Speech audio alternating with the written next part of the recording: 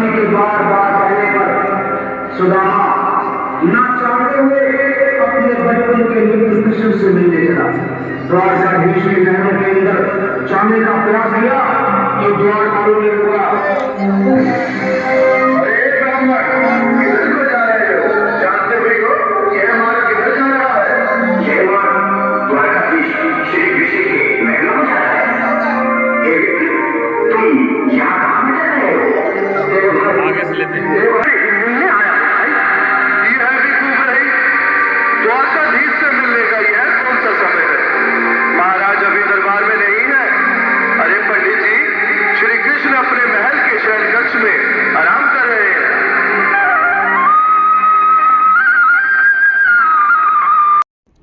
सुदामा जी अपनी गरीबी का हाल वर्णन करते हैं और कहते हैं, मैं अपने बचपन के यार से मिलने आया हूँ। द्वारपाल द्वारा उनको बार बार मना किया जाता है कि एक गरीब ब्राह्मण तुम कहाँ से आ गए, लेकिन वो पुनः बार बार अपने हट पर अड़े हुए थे कि वो मेरे बाल सखा हैं। बचपन में हम साथ में हमने शिक्षा ग्रहण करी है और मैं उनके साथ रहा हूँ और मैं यहाँ पर काफ़ी दूर से आया हूँ और ढूंढते ढूंढते पूछते पूछते अपने बाल सखा के पास आया हूँ, मुझे उनसे मिलने दो। लेकिन उनकी बात को नकारते हुए बार बार द्वारपालों द्वारा उनको भगाया जा रहा था। लेकिन वो एक ही रट लगा रहे थे कि एक बार मुझे कन्हैया से मिला दो और उनसे कह दो कि उनका बाल सखा आया है और उनको मेरा नाम बता दो कि सुदामा आया है। वो मुझे मेरे से मिलने दौड़े चले आएंगे। आपस में द्वारपाल बार बार उनको नकारते हैं और यही कहते हैं, ये तो मूर्ख है, ये कहाँ उनका मित्र हो सकता है। ये सब बातें करके उसको बार बार भगाते हैं, लेकिन वो अपने हट पर अड़ा रहता है कि मैं नहीं जाऊंगा। जब तक मुझसे मेरे मित्र से मिलने नहीं देंगे, मैं जब तक यहाँ पर बैठ जाऊंगा और यहाँ तक अगर मुझे मिलने नहीं दिया तो अपने यहाँ पर प्राण भी त्याग दूंगा, क्योंकि वो मेरे बाल सखा हैं और मुझे उनसे मिलना ही है। आपस में द्वारपाल चर्चा करते हैं, गुफ्तगू करते हैं कि क्या करें इसी दिशा में, महाराज को कहें कि नहीं कहें। लेकिन उनके सामने विकट स्थिति रहती है, अगर इसने यहाँ पर प्राण त्याग दिए तो क्या होगा। फिर ऐसी स्थिति में वो निर्णय लेते हैं, क्यों ना इनको मिलने दिया जाए। मुझ पर दया करो भाई, बस तुम जाकर कन्हैया को ये बता दो कि उनका बाल सखा सुदामा मिलने आया है। मेरे इस फटे हाल पर मत जाओ भाई, तुम बस जाकर मेरा संदेश उस कृष्ण को दे दो, उस कृष्ण को दे दो भाई। क्या हंसी चट्टा करने भागे हैं तुम? कहे निर्धन हटेहाल ब्राह्मण तुम्हारे अंग अंग से करीबी बधाई झलक रही है। और कहा महाराज श्री कृष्ण, क्षमा करना पंडित जी, हमें अपने प्राणों से हाथ नहीं धोने, जो तुम्हारा संदेश द्वारकाधीश तक पहुंचाए।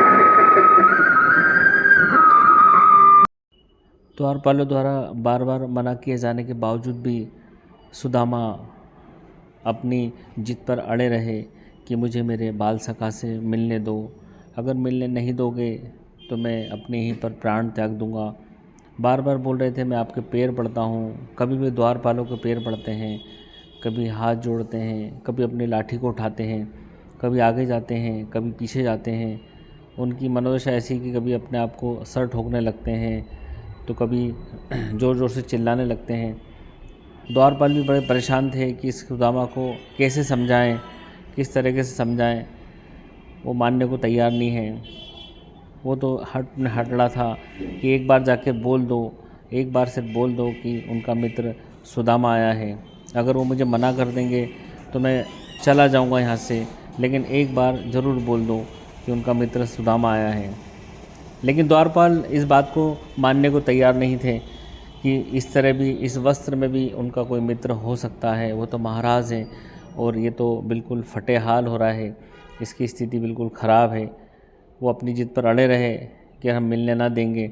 हमारी नौकरी का सवाल है, अगर ये किसी अन्य रूप में कपटी रहा या किसी तरह का धोखा करता है तो महाराज हमें नौकरी से निकाल देंगे। हमें हमारी नौकरी की सुरक्षा करना है, रक्षा करना है। ऐसी स्थिति में हम कैसे जाने दें। लेकिन वो बार बार गिरे जा रहा था और बिल्कुल ऐसी व्यवस्था थी कि पूर्ण रूप से कमज़ोर हो चुका था। तो द्वारपाल भी आपस में चिंतित थे कि क्या करें, कहीं यहाँ पर इसने अपने प्राण त्याग दिए तो हमको हत्या का दोष लगेगा। वो पूरे टाइम घूमते जा रहा था कि मुझे तो मिलना है।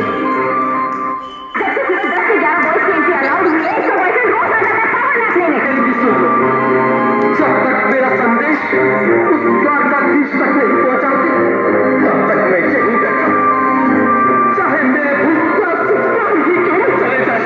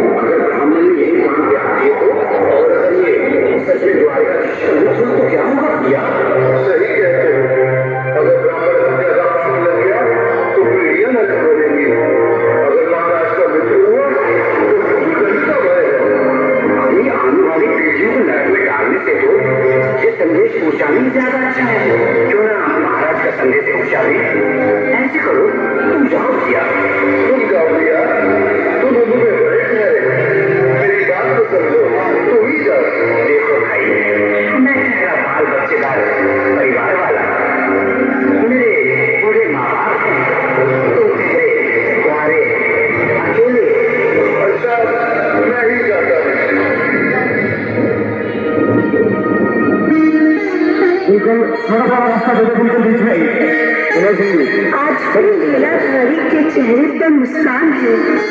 लगता है जरूर कोई नई लीला रचने वाली है। द्वारकाधीश की जय हो।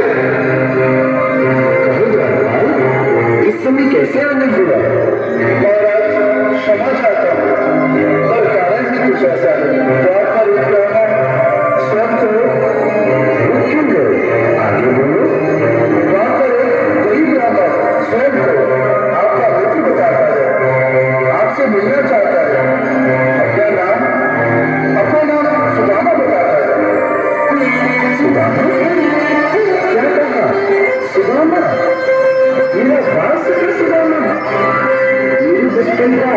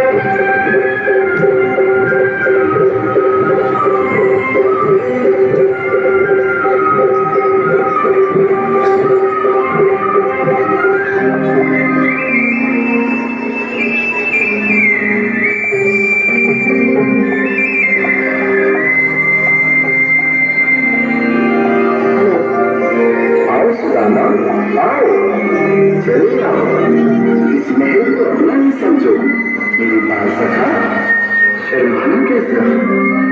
चले आओ रुक्मणी, रुक्मणी, मेरे मित्र के स्वागत की तैयारी करो। घबराओ मत सुदामा, सिंहासन पर बैठो। नहीं नहीं, मैं आपके सिंहासन पर कभी नहीं महाराज।